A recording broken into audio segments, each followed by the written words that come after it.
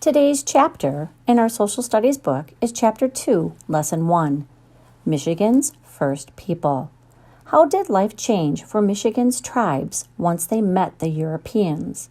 Remember, before there were Europeans, you and I, there were Native Americans or Indians. They were the original people that lived in Michigan. Let's find out what happens. An adventure begins. Shh. Quietly come to the shore of Lake Michigan. Come to the land of our first people. Step back in time over 300 years.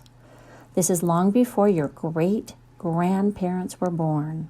Some of us great-great-great-great-grandparents. Let the years fall away like crisp brown leaves of the trees before winter. A brother and a sister wait along the shore. They are your age. The cool breeze from the water touches their faces. Both listen. They wait for the splash of canoe paddles. At first, there is only the soft sound of the waves on the sandy beach. The boy and the girl hide quietly behind the pine branches. They want to see, but not to be seen. Each is excited and curious. Who are they?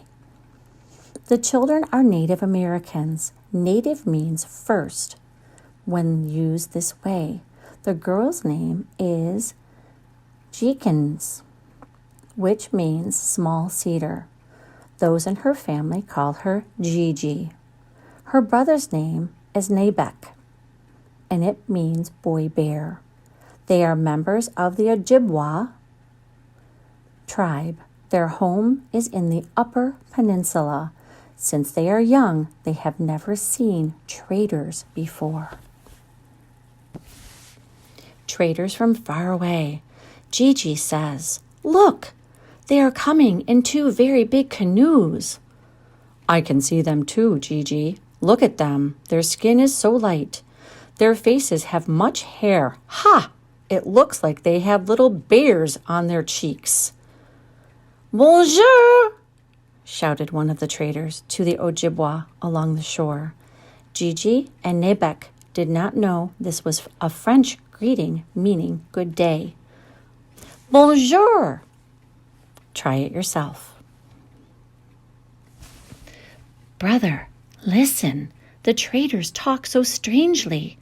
They speak some of our words, but they say them poorly." Well, why not, Gigi? I hear those men come from a place very far from here. Their home is across a great water, which is even bigger than our own, Nabek said as he pointed to Lake Michigan. "Yes, Nabek, Father said it is a place called France." Such exciting things. The canoe traders are taking many things from their canoes. "Look, Gigi, look what they have. They brought such pretty beads and blankets with bright colors." Father is handing them some of his furs. He caught many muskrat, beaver, and fox last night. The traders seem pleased. "What do Mother and Father want from the traders, Nabek?" "Father said he wants to trade for one of their long guns. He wants one like the traders use themselves. He will not settle for a cheap ones they bring to trade." "Oh, Nabek, look at those shiny metal cooking pots. Mother would really like some of those. They are so much better for cooking than our clay ones." "The metal pots are nice, Gigi. Father also needs some new animal traps and lead balls for his old long gun," says Nabek. "Don't forget some of the black shooting powder," Gigi reminded him. How did they do? Well, Gigi's mother has her metal pots. She also has 2 blankets and some metal sewing needles.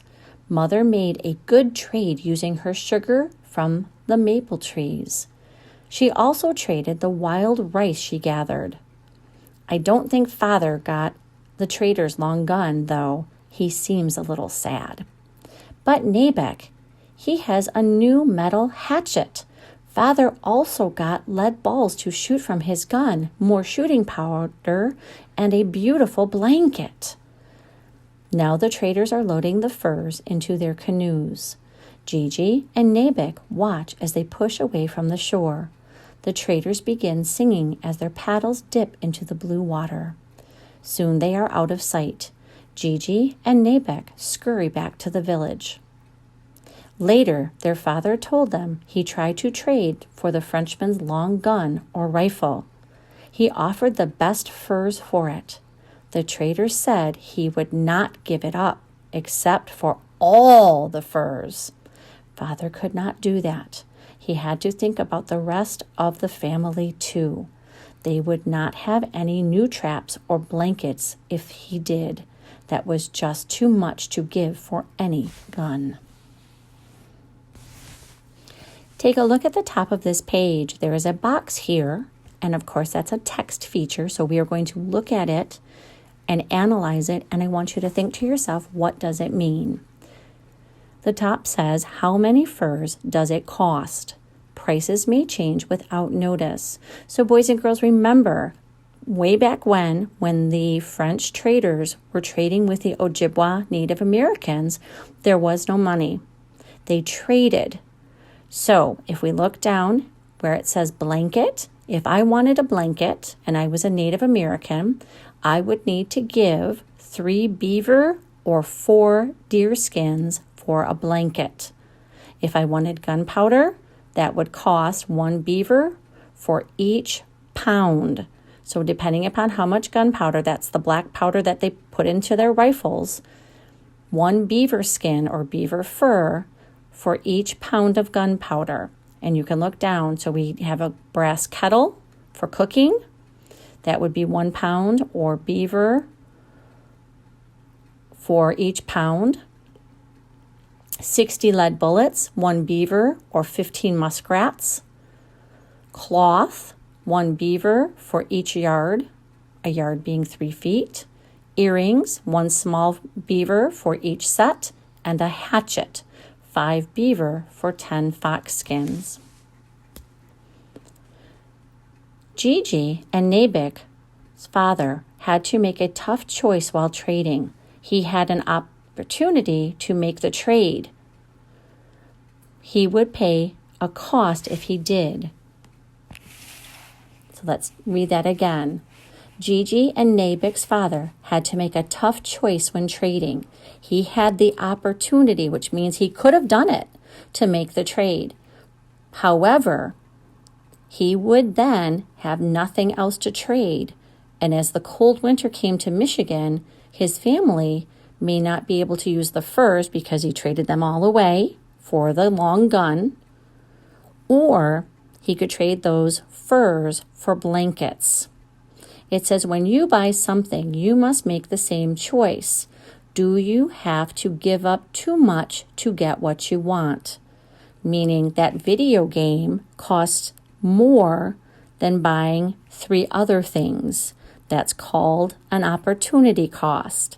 If you look down into the orange box, we have 2 comprehension questions that you will see on your exit ticket, plus several others.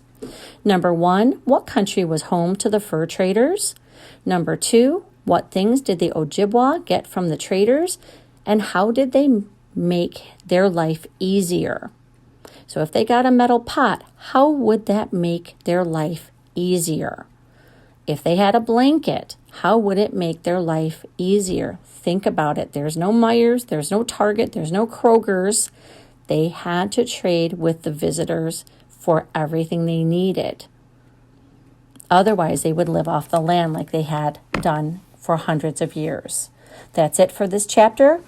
Go ahead and go to your exit ticket and fill out the answers.